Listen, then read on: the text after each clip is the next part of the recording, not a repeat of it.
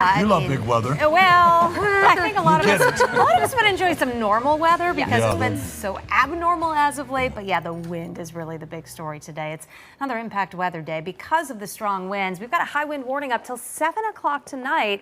Those winds could gust to 60 miles per hour, and that could certainly do some damage across the area. Already we're seeing gusts over 30, 40 miles per hour. So you're going to notice the wind immediately when you step outside, but it is with us all day long.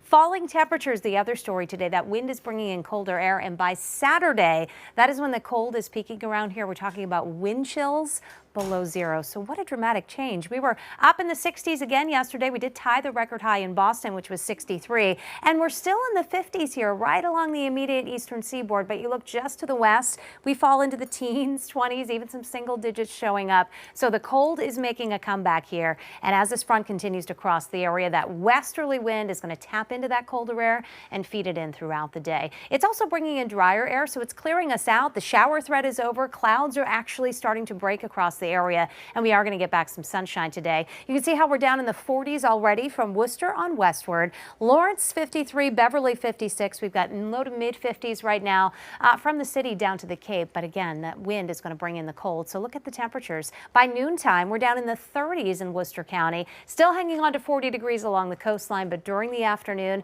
the temperatures fall back into the 30s. So this is what you want to dress for today. And in fact, with the wind and that temperature drop, the wind chills by 5 p.m.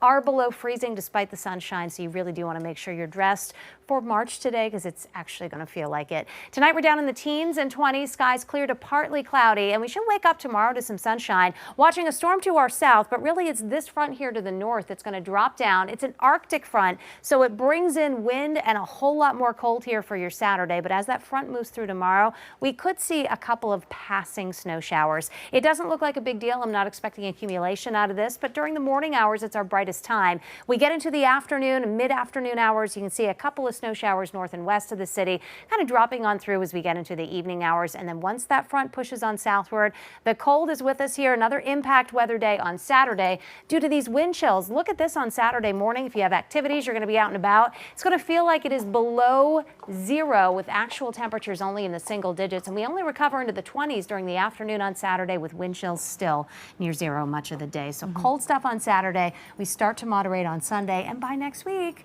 we're back in the 50s. So the cold is with